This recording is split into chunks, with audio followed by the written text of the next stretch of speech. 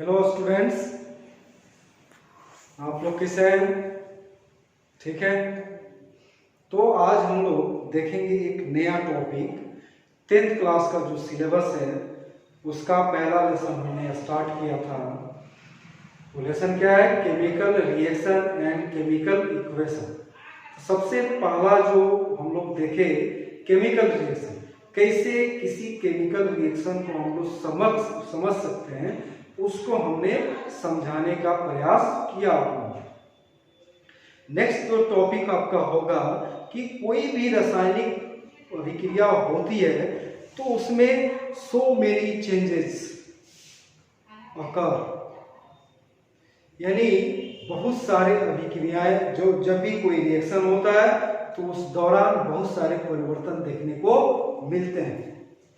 तो यहाँ पर कौन कौन से परिवर्तन हो सकता है? कोई रासायनिक अभिक्रिया हो रही है, कोई केमिकल रिएक्शन हो रहा है, तो उस रिएक्शन के दौरान कौन कौन से चेंजेस हो सकते हैं, इस पॉसिबिलिटी को हम लोग समझने का कोशिश करेंगे। जैसे कहा जाता है कि सबसे पहला कि कोई भी रिएक्शन अगर होता है तो बहुत सारे रिएक्शन के दौरान अवस्था में परिवर्तन हो जाता है, यानी चेंज इन स्टेट। अवस्था में क्या होता है? परिवर्तन होता है। दूसरा कर सकते हैं फॉर्मेशन ऑफ प्रेसिपिटेट, मतलब अवक्षेप का बनना। ठीक है। तीसरा कर सकते हैं कि अगर कोई रिएक्शन अगर होता है तो उसमें रंग में भी परिवर्तन देखने को मिलता है। कि मान लेते हैं दो पदार्थ हैं, आपस में रिएक्ट कर रहे हैं और दोनों पदार्थ अगर रंगहीन है तो प्रोडक्ट जो बनेगा वो आपका क्या हो जाएगा? कलर्ड हो जाएगा। तो यहाँ पर रंग में भी परिवर्तन देखने को मिलेगा, टेम्परेचर में भी परिवर्तन देखने को मिलेगा। ठीक है ना। और यहाँ पर कोई न कोई गैस का इवोल्यूशन होगा, मतलब कि कोई न कोई गैस, कोई ऐसी अभिक्रिया होगी जहां पर गैस वहां पर क्या होंगे? इवॉल्व होंगे, मुक्त होंगे, निकलेंगे। तो लमसम में कर सकते हैं कि कोई भी रासायनिक अभिक्रिया अगर होती है, बहुत सारी रासायनिक अभिक्रिया होती है जिसमें आपको कुछ में आपको अवस्था में परिवर्तन यानी स्टेट में चेंजेस मिलेगा। दूसरा कुछ ऐसी अभिक्रिया होगी जहां पर अवक्षेप बनेगा, प्रेसिपिटेट बनेगा। कुछ ऐसे रिएक्शन मिलेंगे जहां पर टेम्परेचर में चेंजेस आएंगे। कुछ ऐसे रिएक्शन मिलेंगे जहां पर आपका गैस इवॉल्व होगा और कुछ ऐसे रिएक्शन होंगे जहां पर आपका रंग में परिवर्तन होगा। तो ये सारे जो ऑब्जर्वेशन है हम लोग एक एग्जांपल के सहारे इसको समझने का कोशिश करेंगे। तो इसको कैसे इसको एक्सप्लेन कर सकते हैं कि there are so many reactions and during such type of reaction so many changes are occur, like change in state, formation of precipitate, formation of gas, change in temperature and change in color. तो इसको हम लोग कह सकते हैं during the reaction there are so many changes are observed। क्रिया के दौरान बहुत सारे परिवर्तन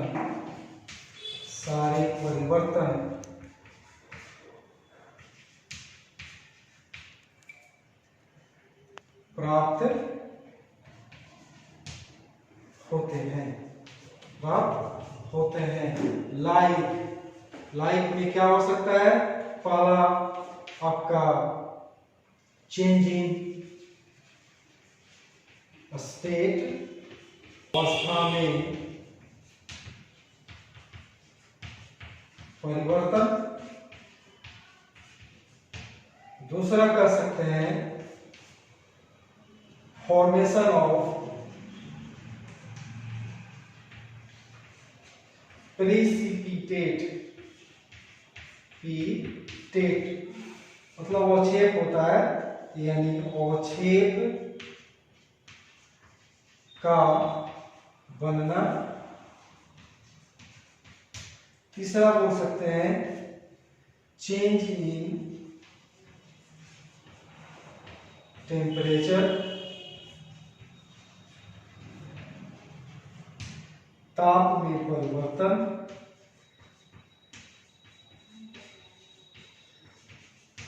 और चौथा लोग ले सकते हैं change in colour, change in colour, रंग में परिवर्तन, रंग में परिवर्तन। और पांचवा जो होगा फॉर्मेशन ऑफ गैस, यानी गैस का बनना, गैस का बनना। ठीक है, तो यहां पर जो 5 ऑब्जर्वेशन आपको मिलेंगे रिएक्शन के दौरान, डिफरेंट रिएक्शन में डिफरेंट आपको ऑब्जर्वेशन देखने को मिल सकते हैं, like change in state, formation of precipitate और छेद का बनना, चेंज इन टेम्परेचर, ताप में परिवर्तन, चेंज इन कलर, रंग में परिवर्तन, और फॉर्मेशन ऑफ गैस। तो इसको हम लोग एक एग्जांपल के आधार पर इसको समझने का कोशिश करेंगे, इसको आप लोग नोट करेंगे। ठीक है, तो हम लोग कौन कौन से चेंजेस हो सकते हैं ड्यूरिंग द या as a result of completion of the reaction, यानी कोई अगर रिएक्शन कंप्लीट होता है उसके बाद जो चेंजेस होते हैं, कौन कौन से चेंजेस हो सकते हैं, उसको हम लोग देखें। इसमें एक टर्म हम लोग थोड़ा सा छूट गया कि कोई रिएक्शन अगर होता है तो जो पदार्थ रिएक्शन में भाग लेते हैं, जो सब्सटेंस रिएक्शन में भाग लेते हैं, उस पदार्थ को क्या कहेंगे, और जो एक नया पदार्थ बनता है, एक नया सब्सटेंस बनता है, उस पदार्थ को क्या कहेंगे। ठीक है, तो चूंकि हम लोग को एग्जांपल देखना है आपका जो चेंजेस, तो इसको समझना जरूरी है, किसको रिएक्टेंट कहेंगे और किसको प्रोडक्ट कहेंगे। तो हमेशा दिमाग में रखिए कि जो पदार्थ रिएक्शन में भाग लेते हैं उनको हम लोग अभिकारक कहते हैं, रिएक्टेंट कहते हैं, और आफ्टर द रिएक्शन जो पदार्थ बनते हैं उस पदार्थ को हम लोग प्रोडक्ट कहते हैं। ठीक है, और साइन कन्वेंशन के अनुसार अगर देखें तो रिएक्टेंट को तीर के टेल के तरफ हम लोग रिएक्टेंट को रखते हैं, यानी लेफ्ट हैंड साइड में रखते हैं, और तीर जो होता है तीर के सामने हम लोग प्रोडक्ट को रखते हैं, यानी तीर के फॉरवर्ड डायरेक्शन में हम लोग क्या रखेंगे, प्रोडक्ट को, मतलब राइट हैंड साइड में। इसीलिए एग्जाम्पल देने से पहले ये मालूम होना चाहिए कि रिएक्टेंट क्या होता है और प्रोडक्ट क्या होता है। Those substances which are involves in the reaction are called reactant। क्या कहेंगे, reactant कहेंगे, यानी those substances which are involved in the reaction are called reactant, यानी वे पदार्थ जो अभिक्रिया में भाग लेते हैं, अभिक्रिया में भाग लेते हैं, उन्हें अभिकारक या प्रतिकारक कहा जाता है। Whereas the substances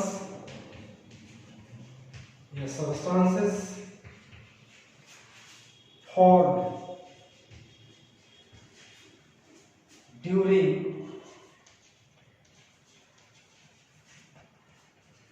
the reaction are called product.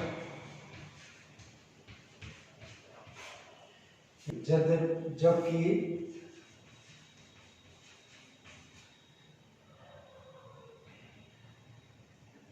while कहेंगे यहाँ पर, while लीजिए, while the substances formed during the reaction are called products, जबकि वे पदार्थ जो अभिक्रिया के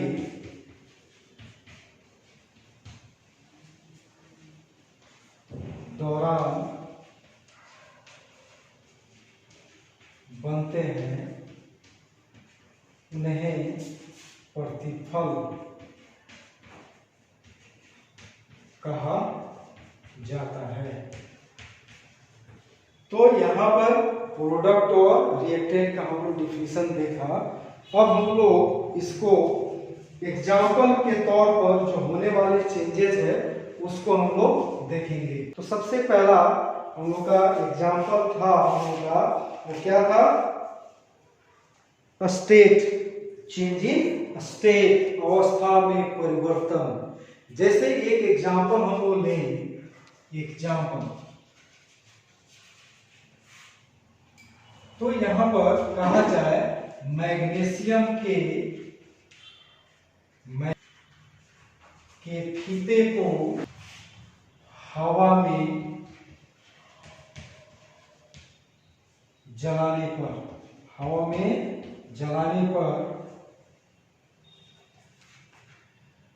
magnesium oxide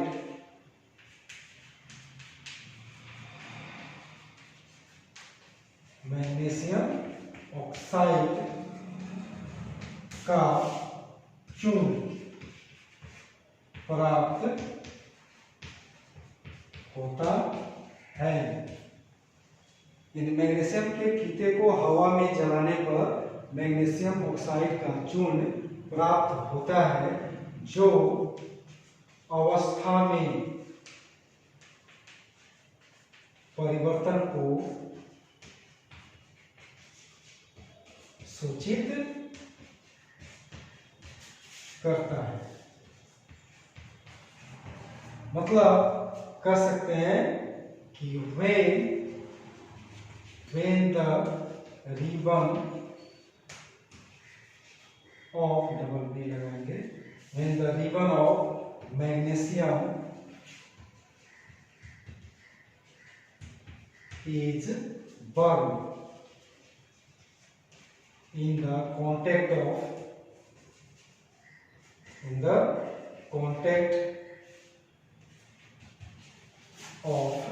air,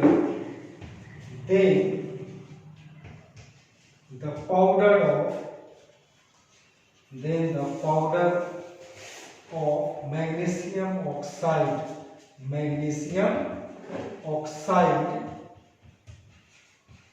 is obtained. Magnesium oxide is obtained. तो यहाँ पर लैंग्वेज लिखने का कुछ कारण है, कुछ उद्देश्य है। हम डायरेक्ट इक्वेशन को लिख सकते थे, लेकिन आगे जो एक टॉपिक मिलेगा केमिकल इक्वेशन, तो काहे में यहीं से समझने का कोशिश करें, ठीक है।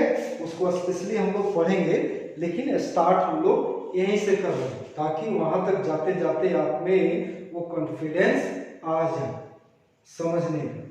तो यहाँ पर यह तो आपका भाषा में हो गया, शब्द में हो गया।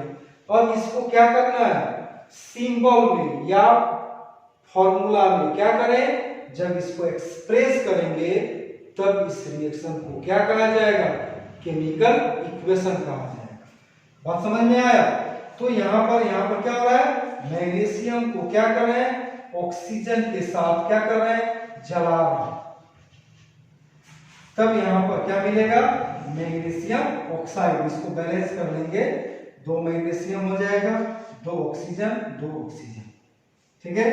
यानी इसको हम लोग क्या कहेंगे, रिएक्टेंट। क्या नाम देंगे? तो रिएक्टेंट, इसको हम लोग कहेंगे प्रोडक्ट। तो रिएक्टेंट और प्रोडक्ट के बीच में एक तीर लिया जाता है और तीर का जो टेल होता है उस तरफ हम लोग रिएक्टेंट को लेते हैं और जो तीर का जो सिरा होता है उसके तरफ हम लोग क्या लेंगे? हेड, तीर का जो हेड होगा उसके तरफ हम लोग प्रोडक्ट को लिखेंगे। तो यहाँ पर जो तीर होता है वो तीर के लेफ्ट हैंड साइड में रिएक्टेंट और राइट हैंड साइड में प्रोडक्ट को हम लोग यहाँ पर लिखते हैं।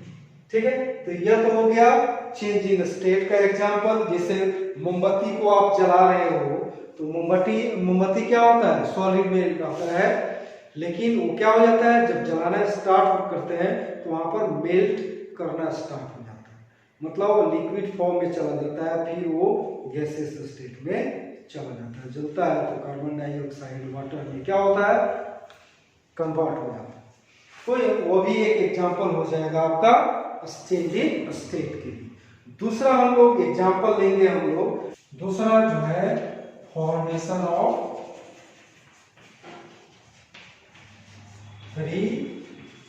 प्रीसिपिटेट, मतलब और छेप का बनना, और छेप का बनना। तो कुछ ऐसे रिएक्शन होते हैं जिसमें दो या दो से अधिक पदार्थ जब रिएक्ट करते हैं तो उस रिएक्शन के दौरान क्या होता है कि कोई जो प्रोडक्ट बनता है, मान लेते हैं एक से अधिक प्रोडक्ट बन रहा है, यानी दो जब प्रोडक्ट बन रहा है तो उसमें कोई एक प्रोडक्ट जो होता है वो विलयन में अघुलनशील अवस्था में पाया जाता है, और एक जो प्रोडक्ट होता है वो आपका क्या हो जाता है? सॉल्युबल कंडीशन में चला जाता है, यानी विलयन में घुलनशील होता है, और एक प्रोडक्ट विलयन में अघुलनशील अवस्था में पाया जाता है, और उसी अघुलनशील अवस्था को क्या कहा जाता है? अवक्षेप कहा जाता है।